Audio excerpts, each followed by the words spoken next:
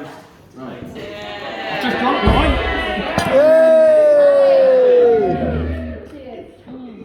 Cheers.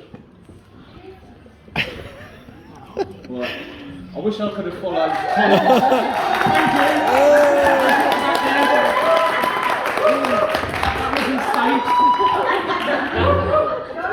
Thank you. Yeah, go Sheppy. Someone doesn't like Sheppy, So, Colin and Stuart's speeches are amazing, and you did them perfectly, not with cue cards. Second best Stuart with cue cards. I'm going to read mine because I've tried my hardest to stand in front of a mirror and talk to myself in front of a mirror. I kicked Stuart out like he kicked me out this morning to try and practice it. I had the cue card, it didn't work, so I'm afraid I'm going to read mine, but hopefully it's okay. So yeah, on behalf of everyone, I would like to thank Stuart because that was a great speech. He surprised me. I thought he was going to. I didn't think it was going to be that good, but he did well. Yeah, so for those who don't know me, I'm Chris, or Deeks, or Deacon, as Stuart's parents like to call me. So yeah, Stuart asked me to be his best man probably over a year ago now. I never actually got an invitation with the right date. Knowing Stuart, it's probably because he didn't want to spend the price of another post stamp. Quite a squirrels here. Saying that, I did Google how to write the best man speech. Now I'm sure. No, he did. But yeah, you have to pay money to look at the examples.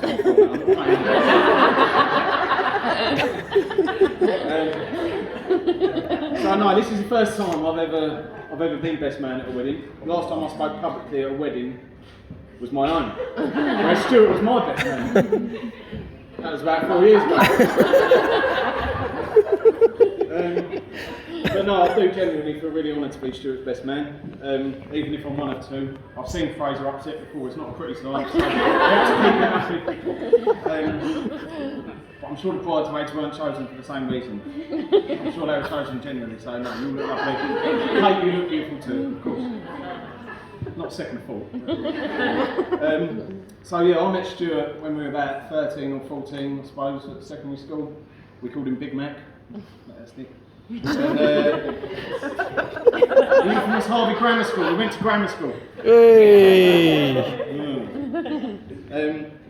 The first time I remember, we met in a maths class. This isn't even written. I'm doing well here, aren't I? We met in a maths class, and so I remember meeting Stuart. I met Mark a little bit later on. And I remember one evening I really wanted to go to an under-18s sort of disco like there was back then. And I didn't have anyone to go with, and I had this girl that I really wanted to meet down there, but I didn't have any friends that wanted to go. So I started desperately ringing round, trying to find someone to go. So I remember ringing Stuart's home phone. I think one of his parents answered, and I said, Stuart there. I said, oh, Stuart, it's Chris from school, yeah. Can you come to, do you want to come down to Chris with me, under-18s? No, don't. Anyway, it was the start of something special. It was the start of our friendship. What? Mum came and got him at the plot, and then she got the DJ to say, where's Stuart McLeod? I forgot that! That was another time. Got the DJ to say, can Stuart McLeod report to reception? You're bad. Anyway, where was I? Yeah, another fond memory of the beginning of our friendship was Stuart walking through the school gates in the morning. He used to come up to a group of friends and he'd have heard a tune. He'd heard the tune the day before and he'd go, oh lads, listen to this. I've heard a tune last night. Do. And we're going, yeah. Or we come in the next day, oh, I've heard a really good song. If anyone's ever heard Stuart sing. Anyway, so for those who didn't know, Stuart joined the RAF when he left school. Not really lots to talk about much.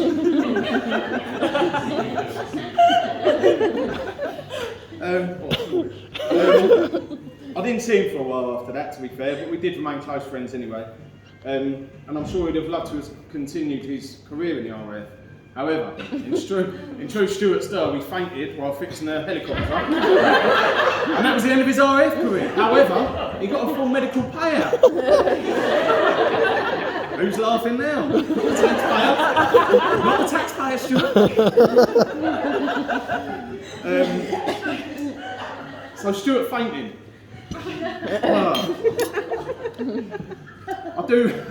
I remember a time, we were about 14 or 15, and I'd cut my... No? Oh, sorry.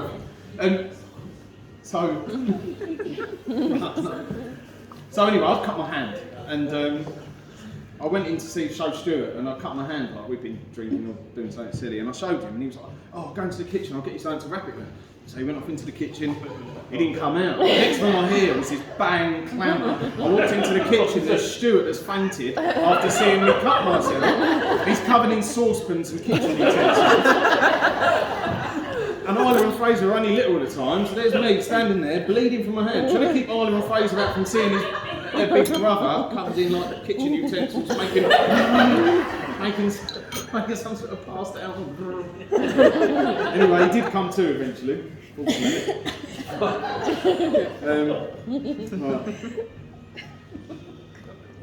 So yeah, I didn't visit Stuart. It was probably around that time that I wasn't allowed to visit Stuart's house again. Not for that reason. I rang him a few days, probably around that time. I rang him on a home phone, and his dad picked up. I'm not going to repeat what his dad said to me for my own safety. Let's say I wasn't flavour of the month. He found out that me and Stuart had been smoking behind his shed. So his mum had seen us out the bedroom window and thought it was right to tell his dad. It wasn't.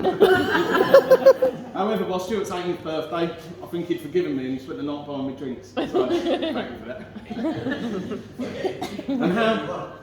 Hey? Go on. No? Yeah, I had hair then, yeah. I did have hair once. Anyway, how different Stuart is now. A vegan, no, not vegan, are you? A vegan, I've written this down. A veggie, smoke-free, slightly camp university graduate that spent his time dog walking from a rent dog website, reading and studying, and ultimately trying to be as successful as Kate. Maybe one day, or not. That's what he aspires to. Anyway, to be a little more serious, what a lovely ceremony it was earlier. Yeah, what a lovely venue. It was amazing. You look lovely. You all look lovely. You look lovely, Kate.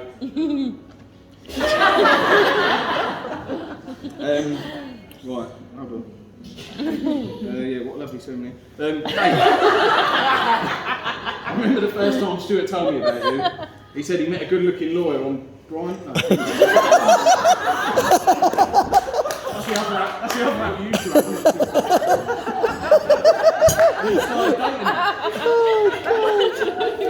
But he went half when he first met her. He made you go off.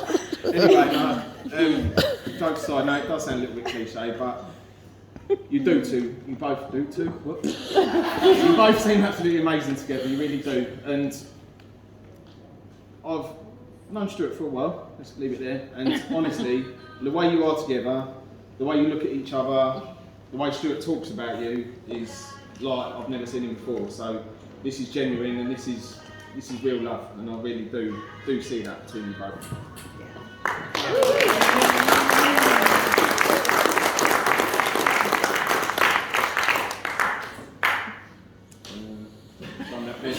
Oh, you're both the perfect match as well.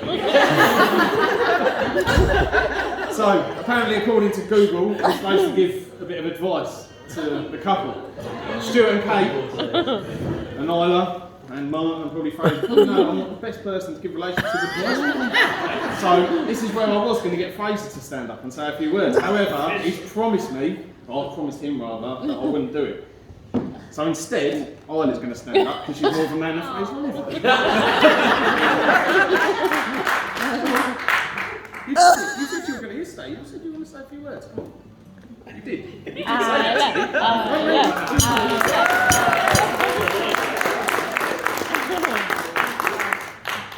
This feel like this has been been thrust upon me. Disgusting. Okay. I think everyone can agree it's been an absolutely beautiful day. Sun's come out and everyone has been beaming with smiles, and I can't wait for this evening. Have my dinner and have food, and Kate, you look lovely. I've cried about 3 times today, and I've been really angry about it because it took me 3 times to put my lashes on, and 20 minutes to do my eyeliner, and it's all worth it. And it's been lovely, so thank you. Yay! And Stuart, there's also something to look at on your phone when you've got 5 minutes. I'm going to be more thing. Well, stand. Anyway, on the advice front, I don't think you need any advice because you do both ways. I'm going to read this bit. Just joking, I don't think either of you need any advice. I've already told Stuart he's punching above his weight, and he's lucky to have you, mate. He is very lucky to have you, honestly, he is. You're doing good. I've said it already, but you do look absolutely lovely. Stuart's a lucky boy, isn't he? Yeah. I'm getting towards the end now, I promise. Sorry. Right, I did write it now. I'm going to leave that there. Right, so before I do raise a toast, there was a couple of our friends that were meant to be here this weekend. Yeah. However, they're in the military, so one's in Iraq and one's in Germany. So I thought it'd be nice to for them to send me a little message that I'd read out to you. I'll read to Stuart and Kate. So this is from Tim in Iraq. Salam alaikum. Greetings from Iraq. I'm gutted I can't be with you all today to see Stuart and Kate tie the knot, but rest assured my thoughts are with you on your big day. Growing up, Stuart was a great friend who was very popular with my parents. For some reason, they thought he was a sensible one of the group. He's changed a lot. Which always made it easier to go out and get into trouble if I told my mum I was with him. She was convinced that he was too nice to get into any mischief. Anyway, I look forward to seeing you both as soon as possible, and I wish you both health and happiness. Love, Tim.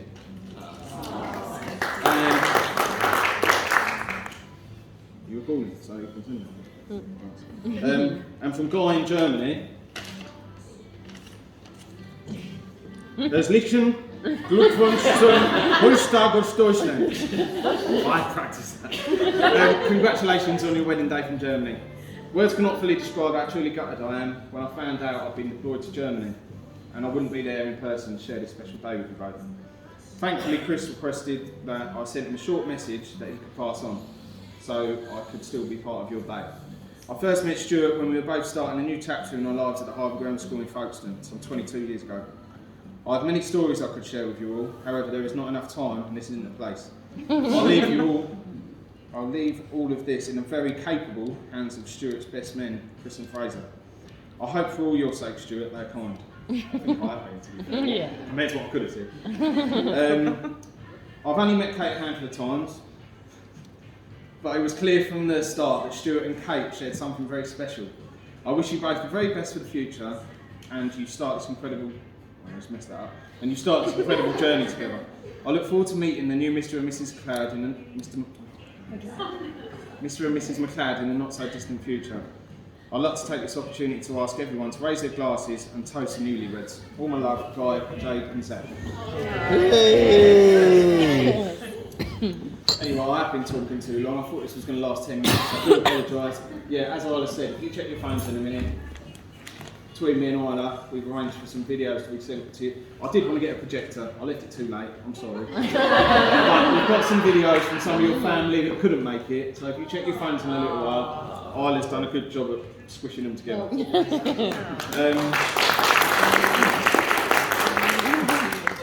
Anyway, no, thank you seriously for letting me be part of this special day. Thank you for letting me best man Stuart, and on behalf of Fraser as well. I'm sure he'd say exactly the same. Lovely couple, if you talk. You are an amazing couple. So anyway, ready for a drink? Let's go.